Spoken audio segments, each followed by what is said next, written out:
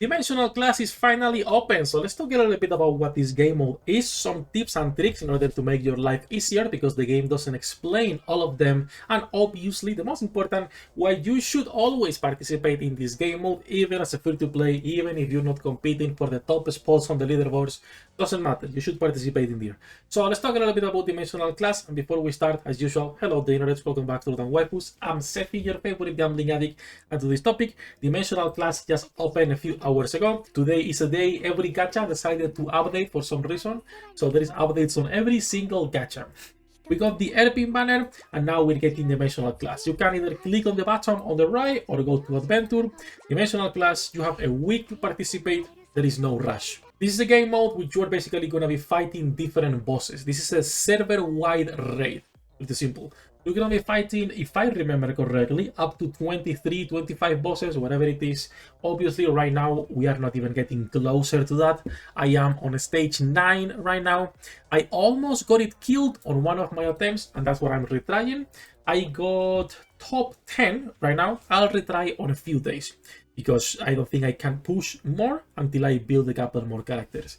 The reason you should always be participating here, by the way, even if you don't want to try hard, just a couple bosses until you get a stack, on auto it works, is because you will be getting a multi just for participating, just for joining. Also important, but you're getting some decorations. The decorations do not even give reputation. So this is not like the top 10% is actually getting reputation from these figurines. It's just a little bit more gems, a little bit more food. But just for participating, 1,000 gems, which is a multi, 400k gold, 400k food. Really good. Okay, so don't forget to participate. I think it's worth it just for that. So like I was saying, this is going to be a wave rush, if you will. You will be participating, killing one boss after the other. And obviously, each season is going to have different rules. In this case, reduce incoming incapability damage by 100%. And also increases magical damage by 25%. This raid is Vivacious, light. They made this raid specifically for Yomi to shine, obviously. And even with a 25% increase damage, magic damage, the funny part is that Kidian is still the main carry for most people. Physical damage, by the way, but she's really strong here. So a few things to understand about this game mode. Not only there are specific rules, and it will have a week until you can do it, but you can fight the bosses, and if you are not happy with your current best score, you can retry. You can click reset record, and you will be going back a few stages. Now, why you're going back stages? Because every 3 bosses you defeat, you will be fighting one of these lilies, or one of these girls, if you wish, right? Every time you fight one of these girls with the dinosaur uniform, it's a checkpoint. So 3, 6, now 9. If you reset, you'll go back to the previous checkpoint. It was 6, so I'm going to stage 7. Right after the checkpoint. If I wanted to be the stage 9 and I reset, I will be starting on 10 after the checkpoint, which is the next boss, right? So if I reset, I can go back in time and come to stage 7, clear 7, 8, go back to 9, and retry to try to get a better score. Multiple things when it comes to the lineup in here. This is 9 characters, it's not 6. So a few things in here. First of all, you can rent from your guildmates. Okay, you can actually rent up to 10 times per season.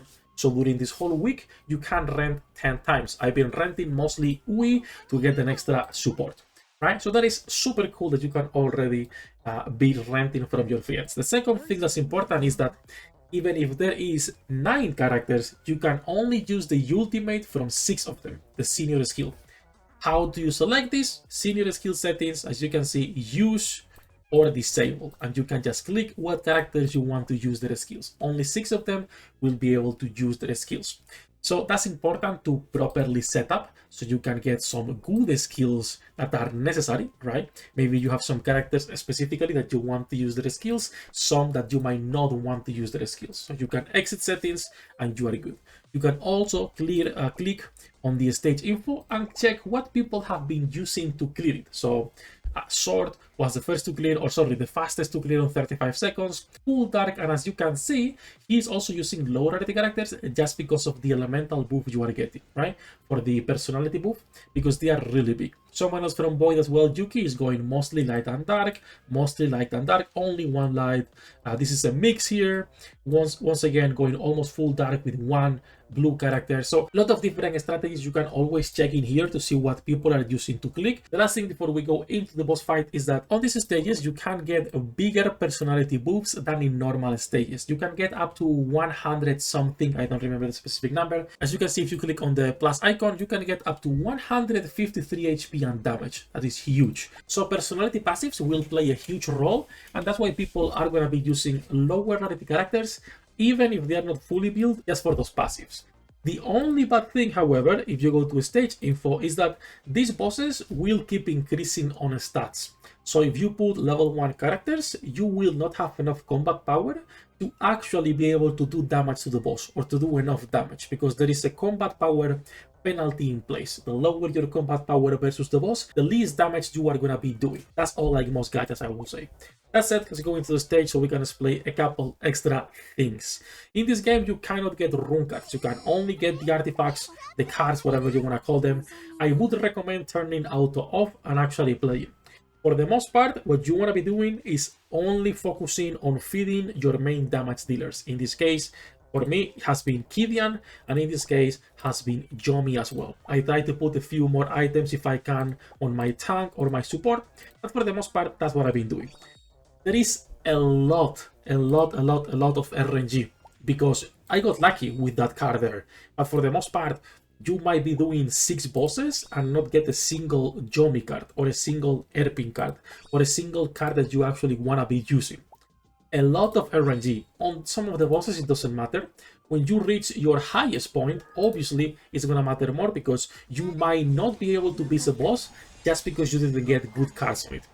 So that's basically how this game all works. 9 characters, you select 6 you can be using your ultimate for. You can always check what other players are using as a reference for yourself as well. Let me finish this boss so I don't lose the attempt. The good thing about this as well is that, let me see if we can finish, but you can use multiple teams. But if you leave the boss, it's going to be counting as you using your team, and as you can see, it only has 300k HP left. So now I can actually go, click retry, and you'll be able to use a second team. I don't know how many teams you can use, I'm gonna be honest, it doesn't really matter considering it's 9 per team. So you can just go and run a different setup with another 9 characters and try to clear with that. Again, this is more of a tip. If you leave a boss low HP, most people will not have 18 characters invested, right? I think that's obvious. You can also rent when it comes to using different teams. So you could be renting a really good Yomi to try to finish those bosses instead. And don't forget to also set up the senior skills when you are using different characters. All in all, this game mode is pretty simple. I don't think there is like a lot of extra things to explain. I might be missing some tips, but I believe those are all of the ones that matter, right? You can rent, you can try multiple times, there is a lot of RNG, so you might have to retry the bosses if you care about your ranking. And I would 100% turn auto off, because auto, for the most part, is going to be really bad when it comes to putting specific cards or where the focus is going, right? So you might be getting really good cards put onto really bad characters. Outside of that, honestly, I think that's enough japping for this game mode. Dimensional Clash is, in my opinion, a pretty fun game mode if you care or if you like the gameplay of Trickcal. Also important, this is obviously gonna favor Wells. Okay, clearly it's gonna be favoring Wells.